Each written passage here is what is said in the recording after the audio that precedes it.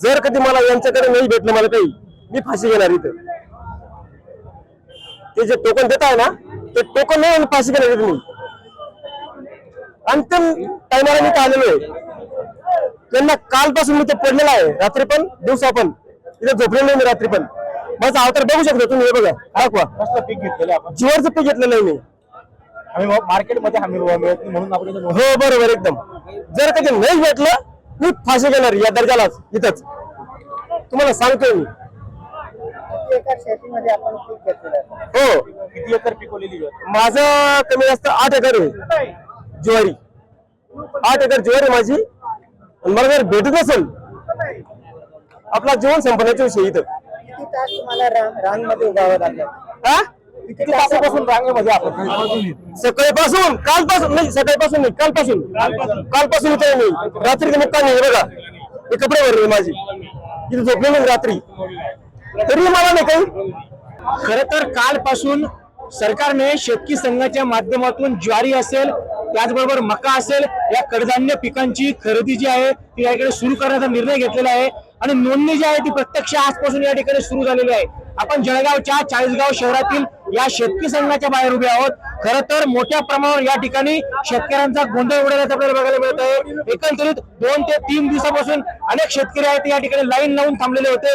आणि खरं तर या ठिकाणी आज प्रत्यक्षरित्या नोंदणी सुरू झाल्यानंतर गोंधळ उडालेला आहे. आणि खरं तर हा गोंधळ निवारण्यासाठी मोठ्या प्रमाणावर पोलिसांचा बंदोबस्त देखील तैनात करण्यात आलेला आहे. आपण प्रत्यक्ष शेतकऱ्यांशी बोलणार आहोत. एकंदरीत काय परिस्थिती आहे आणि नेमका काय प्रकार आहे, का बरं गोंधळ उडाला आहे? साहेब, शासनाचा GRच नेमका आला नाही. त्यांनी आम्हाला कळू दिलं नाही. GR पाठवला. कालपासून लोक इथे, रात्रीपासून लोक इथे थांबलेले. त्यांचे नंबर सुद्धा मागे पुढे करून टाकले. शेतकऱ्यांचे प्रचंड हाल करून टाकलेले. शासनाचा GR काय नेमका तेच कळू देत नाही. GR त्यांनी पाठवून दिला.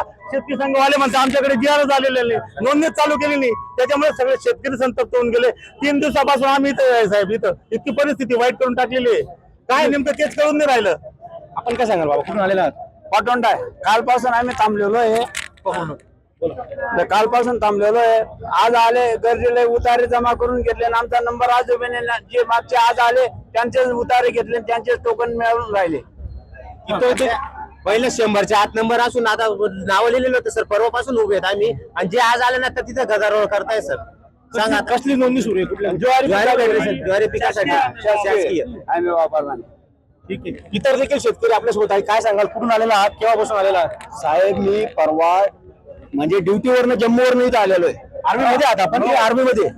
आपला व्यवसाय आहे, शेतकरी व्यवसाय आहे. तर आपल्याला 2 पैसे एक्स्ट्रा मिळावे त्यासाठी आपण इथं रांगेत. परवापासून आम्ही परवा पण थांबलो. परवा वापस केलं त्यांनी. परत उद्याच्याला आलो. उद्याच्याला नोटबुक मध्ये त्यांनी एंट्री करून घेतली आमचे नाव. रात्रभर इथे मच्छरांमध्ये थांबून आम्ही आज सकाळपासनं म्हणजे जेवढे पण आमचे भाऊ थांबलेले होते त्यांनी ना नाश्ता केला ना जेवण केलं, असेच थांबलेले आहेत. आणि इथं आज सकाळी जे लोक आलेले त्यांना प्रथम प्राधान्य यांनी दिलेले. म्हणजे शेतकऱ्यांची एवढी हालत खराब करून ठेवलेली या लोकांनी. म्हणजे शेतकऱ्याला कोणी वालीच राहिलं नाही इथं, असं आमच्या लक्षात येतंय. हो, म्हणून आज हा शेतकरी माल पिकवून अगोदर तर आपल्याला वातावरणामुळे आपलं नुकसान झालेलं आहे. दुसरी गोष्ट, जे 2 पैसे आपल्याला शासकीय हमी भावामुळे मिळणार होते तिथे या लोकांनी कोणतीच योजना यांची व्यवस्थित चालू नाही. नियोजन नव्हतं शेतकरी, नियोजनच नाही, बिलकुलच नियोजन नाही इथं. ना कोणत्या याचा कायदा सुव्यवस्था व्यवस्थित आहे, ना यांना कोणत्या कायद्याची भीती आहे. जे आज सकाळी आले उठून त्यांचे नंबर लागून गेले. आणि आता आम्ही परवापासून इथं थांबलेलो आहेत आणि आम्हाला सांगतात तुम्ही साईड लावा.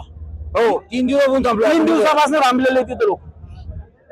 3 सांगा. 3 दिवसापासून तासामध्ये आम्ही इथं झोपतोय, इथं राहतोय आम्ही. आजपासून चालू झाले नोंदणी आजपासून रात्री 11 वाजेपासून चालू झाली.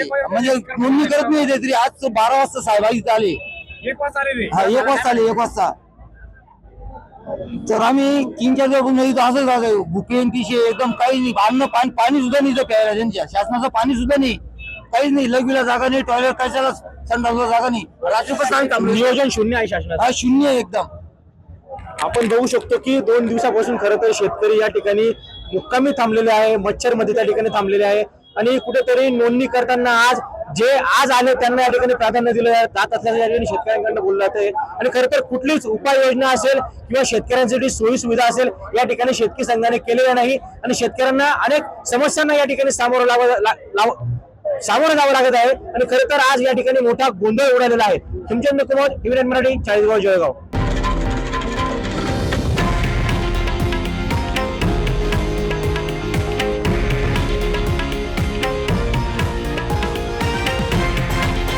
हे आहे देशातील नंबर 1 न्यूज नेटवर्क आणि आपण पाहत आहात TV9 मराठी, एकमेव.